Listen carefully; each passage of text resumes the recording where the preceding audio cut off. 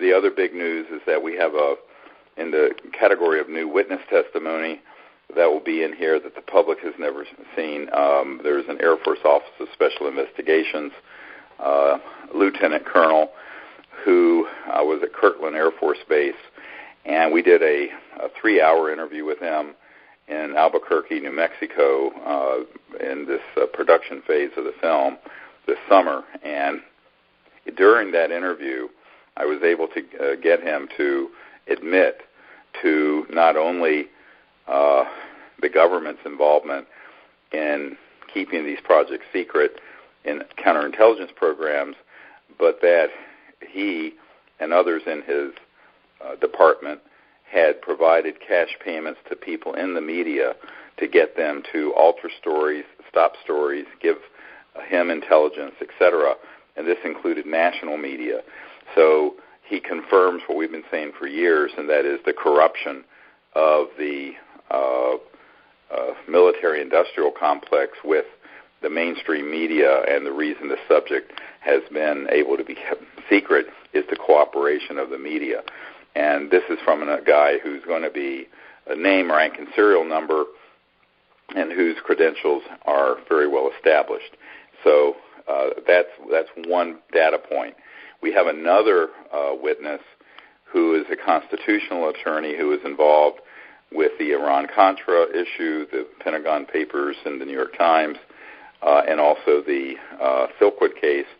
And in an interview that I had done with him, he talks about that he was briefed on the fact that there were 43 at that time, this was many years ago in 1990, people in the intelligence community who were on the payroll of the 10 largest media corporations in the world, and they represented the intelligence community to alter stories, stop stories, etc.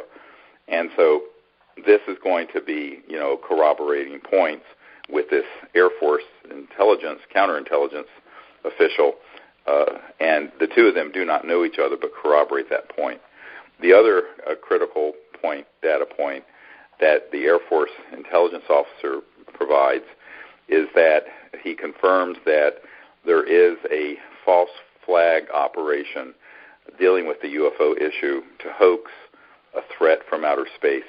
And he backs out of his commentary very quickly, and we capture this on camera, where he says that's still extremely secret, very top secret, and did not want to go into any details.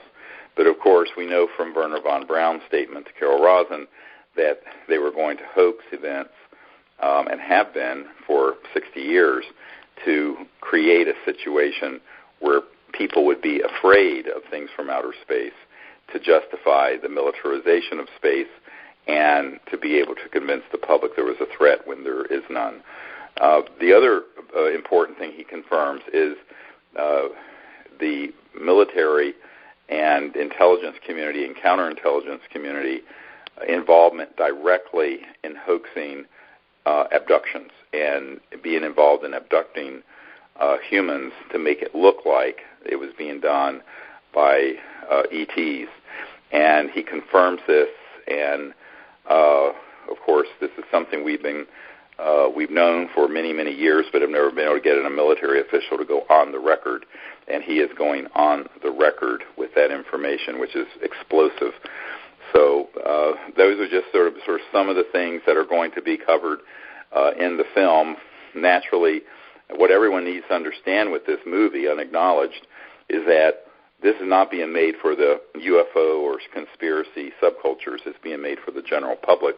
So we're having to take people from zero or close to zero in their knowledge base all the way up to this level of understanding how the intelligence community works, how unacknowledged special access projects work, who's behind it, what the agenda of the secrecy is, et cetera, and so on. It's a very tall order to do in an hour and 45 minutes or 2 hours in a feature film, but that's the task at hand.